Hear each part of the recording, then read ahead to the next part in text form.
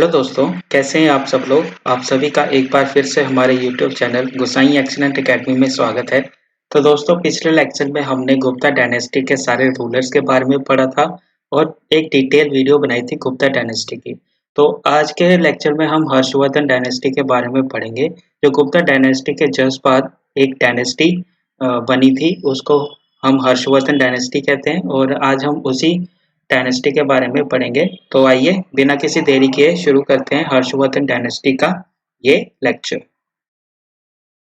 तो सबसे पहले हमें किंग हर्षवर्धन के बारे में थोड़ा जानना होगा। तो आइए जानते हैं किंग हर्षवर्धन के बारे में। King Harshavardhan was also known as Harsha. King Harshavardhan को हर्षा भी कहा जाता था। He was the son of Prabhakar Vardhana. वो प्रभाकर वर्धना के सन थे जो जिन्होंने पुष्यभूति डायनेस्टी और या वर्धना डायनेस्टी को बनाया था। Harshvardhan is considered as one of the prominent Indian emperor in the 7th century। Harshvardhan जो थे वो काफी ताकतवर राजा थे 7th century AD में भारत के। He built a huge empire that extend from north and northwest India। उन्होंने एक बड़ा एम्पायर बनाया जो एक्सटेंड था नॉर्थ से नॉर्थ वेस्ट इंडिया की तरफ till the Narmada in the south. Narmada की नर्मदा नदी को छूता था उनका एम्पायर साउथ में। His capital was Kannauj. तो उनकी कैपिटल जो थी वो कन्नौज थी। अब कुछ फैक्ट्स जानते हैं किंग हर्षवर्धन के बारे में। Harshvardhan was born in 519 AD। Harshvardhan का जन्म 590 इस 590 AD में हुआ था टू किंग प्रभाकर वर्धन। उनके पिता का नाम प्रभाकर वर्धन था जो थानसेर या हरियाणा के जो किंग थे, आज के टाइम पे हरियाणा के जो किंग थे।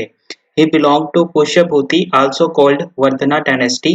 वो पुष्यभूति से बिलोंग करते थे जिसको हम वर्धना डायनेस्टी भी कहते हैं। ही was the Hindu who letter embraced Mahayana Buddhist. वो एक हिंदू थे जो बाद में महायाना बुद्धिस्ट बन गए थे। He was married to Durgavati. उनका विवाह दुर्गावती से हुआ था। He had a daughter and 2 sons. उनके एक डॉटर और 2 लड़के थे। His daughter married a king of Vallabhi.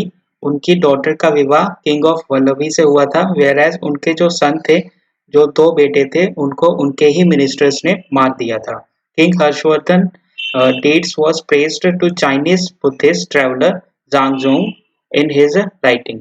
जो किंग हर्षवर्धन के बारे में जो गुणगान किया गया है, चाइनीज बुद्धिस्ट ट्रैवलर आया था ज़ांगज़ोंग, उसने अपनी राइटिंग्स में उनका गुणगान किया हुआ है किंग हर्षवर्धन का। तो आइए आगे बढ़ते हैं। ये थे कुछ फैक्ट्स। अब आगे चलते हैं हर्षा एंसेशंस। तो हर्षवर्धन के जो एंसेशंस थे उनके बारे में जानते हैं और आइए जानते हैं। After Prabhakar Vardhan died his elder son Rajyavardhan ascended to the throne of Thanesar. Prabhakar Vardhan के मृत्यु के बाद उनके एल्डर सन राज्यवर्धन ने उनकी गद्दी को संभाला था जो थ्रोन थी थानेसर की। Harsha has a sister. उनकी एक सिस्टर थी Rajyashri who was married to king Grahavarman of Kannauj, जिनका विवाह कन्नौज के राजा से हुआ था। Shashanka the Gauda king killed Grahavarman. जो गोडा के किंग थे संस्का, उन्होंने उनके जिनके साथ शादी हुई थी उनको मार दिया और राजश्री को प्रिजनर बना लिया। This prompted Rajyavardhan to fight against Shashanka. जिसकी वजह से राज्यवर्धन को संस्का से फाइट करनी पड़ी, बट संस्का किल्ड राज्यवर्धना। राज्यवर्धना को संस्का ने मार दिया। This led the 16-year-old Harshavardhan to एंसेस the throne of Thanesar in 606 AD। Rajyavardhana की मृत्यु के बाद जो 16-year-old हर्षवर्धन थे उनकी बागडोर आ गई। थानसेर में उनका राज्याभिषेक किया गया और उनकी बागडोर आ गई उस राज्य की। He vowed to avenge his brother's murder and also rescue his sister। उन्होंने अपने ब्रदर के मर्डर को सजा दी और अपनी सिस्टर को भी रेस्क्यू किया। For this his forget an alliance with Pushkaravarman, the Kamarupa kingdom. तो फिर इसकी वजह से उन्होंने एक अलायंस बनाया भास्करवर्णम से, जो कामापुरा किंग थे। Harsha and Bhaskaravardhan marched against Shashanka. तो हर्षा और भास्करवर्धन ने आगे संस्का के अगेंस्ट मार्च किया। Ultimately Shashanka left to Bengal and Harsha become the king of Kannauj. तो संस्का जो था वहां का राजा था कन्नौज का, वो बंगाल जाके भाग गया और बाद में जो हर्षा थे, जो हर्षवर्धन थे, वो कन्नौज के राजा बने। इस तरह हर्षवर्धन कन्नौज के राजा बन गए। Empire of Harsha, king Harshan empire. तो अब हम कुछ हर्षा के हर्षवर्धन के एम्पायर के बारे में जानते हैं। ऑन एक्वायरिंग कन्नौज, कन्नौज को एक्वायर करने के बाद Harsha united the two kingdoms of Thanesar and Kannauj.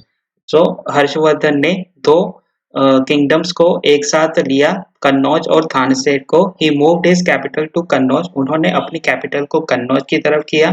After the fall of Guptas, जो गुप्ता डायनेस्टी का फॉल था, उसके बाद north India was divided into many small kingdoms. जो नॉर्थ इंडिया था वो डिवाइड हो चुका था काफी स्मॉल किंगडम्स में। Harsha was able to unite many of them under his command. जो हर्षवर्धन थे उन्होंने अपने कमांड में काफी सारे राज्यों को अपने एक छत्रछाया में ले लिया था। He had under his control of Punjab and central India, उनके अंडर में पंजाब आता था और सेंट्रल इंडिया आता था। After Shashanka's death he access Bengal, Bihar and Odisha. जब संस्का की डेथ हो गई तब बंगाल, बिहार और उड़ीसा भी उन्होंने कैप्चर कर लिया। संस्का मैंने आपको पहले ही बताया था, जिन्होंने हर्षवर्धन के बड़े भाई को मारा था। तो ही also defeat the Vallabhi king in Gujarat. तो उन्होंने गुजरात में जाके वल्लभी किंग को भी डिफीट किया। The Vallabhi king and Harsha came to trust by marriage between Harsha's daughter and Vallabhi king Dhruva Dhruvabhatta. तो वल्लभी किंग हार चुके थे तो उन्होंने एक मैरिज अलायंस बनाया। ठीक है, तो फिर उसके बाद आगे चलते हैं। However, Harsha plans to conquer land to the south was harmed when the Chalukya's king Pulaksin II defeated Harsha in 618 and 619 AD. This sealed Harsha's south territory limit as the Narmada River. तो हर्षवर्धन अपने राज्य को south में भी ले जाना चाहते थे, पर चालुक्य किंग पुलकेशिन सेकंड ने हर्षवर्धन को डिफीट किया 618 और 619 एडी में, जिसकी वजह से हर्षवर्धन के साउथ इंडिया में जो उनकी टेरिटरी थी वो नर्मदा रिवर तक हो गई। There are two types of territories under Harsha. दो तरह की टेरिटरीज थी हर्षवर्धन के डायनेस्टी के अंदर आती थी। One was directly under him, जो एक थी वो उनके डायरेक्टली अंडर आती थी, and the other type was those that are feudatories. इसका मतलब वो इनडायरेक्टली उनपे राज्य करते थे। जो डायरेक्ट टेरिटरीज थी, सेंटर प्रोविंस जैसे बंगाल हो गया, कलिंगा हो गया, राजपूताना हो गया और गुजरात हो गया, वो सारा हर्षवर्धन डायनेस्टी के डायरेक्ट कंट्रोल में आता था।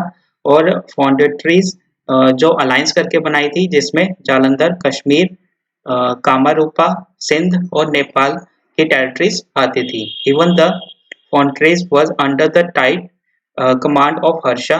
जो गठबंधन करके बनाई गई थी, जो टेरिटरीज दी गई थी, वो टाइटली कमांड थी हर्षवर्धन के साथ में।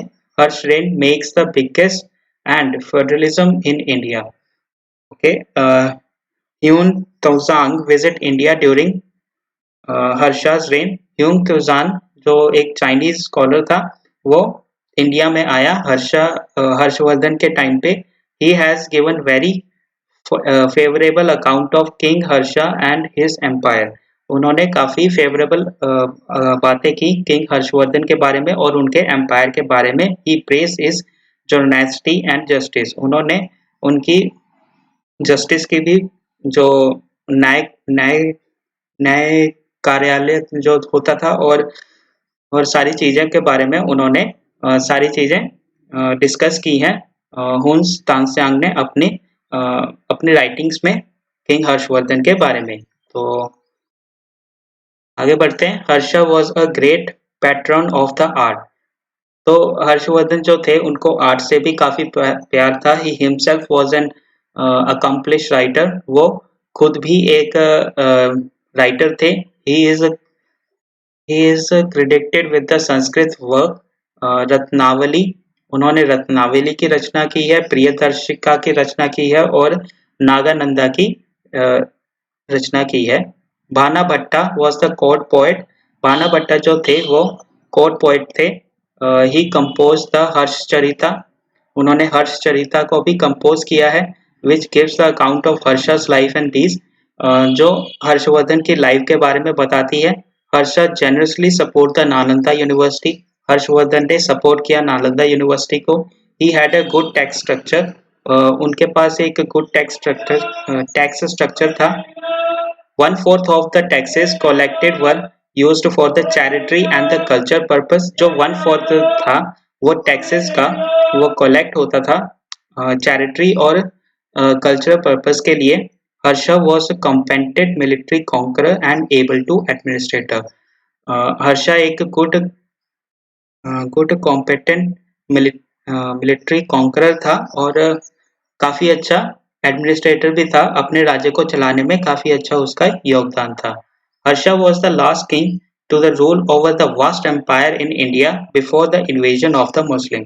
जो हर्षवर्धन डायनेस्टी के जो किंग थे, किंग हर्षवर्धन वो लास्ट किंग थे जो रूल करने वाले थे काफी large empire, very large empire जो इंडिया में बना था, जो नॉर्थ से लेकर उस तरफ दूसरी तरफ था, before the invasion of the मुस्लिम। तो उसके बाद मुस्लिम्स के इन्वेजन होने शुरू हो गए थे। तो अब हम जानते हैं हर्षवर्धन की डेथ कैसे हुई।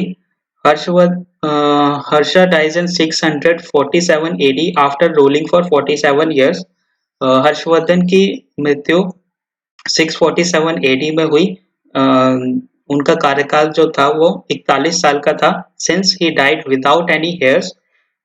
तो जैसे मैंने पहले बताया उनकी एक डॉटर थी और 2 सन थे, जिनको 2 सन्स को तो उनके मिनिस्टर्स ने ही मार दिया था और उनकी डॉटर की जो थी वो शादी हो गई थी, तो वो दूसरे राज्य चली गई थी। तो उनके कोई आगे मतलब आगे का आगे राज्यभार संभालने वाला कोई नहीं था। His empire disintegrated very soon after his death. जैसे ही हर्षवर्धन की मृत्यु हुई वैसे ही उनका जो राज्य था वो छोटे छोटे राज्यों में बट गया और छोटे छोटे रियासतों ने अपने आप को इंडिपेंडेंट घोषित कर दिया जैसे ही राजा हर्षवर्धन की डेथ हुई। तो इस तरह हर्षवर्धन डायनेस्टी का एंड हो जाता है। तो फ्रेंड्स आज के इस हर्षवर्धन डायनेस्टी के लेक्चर में फिलहाल इतना ही।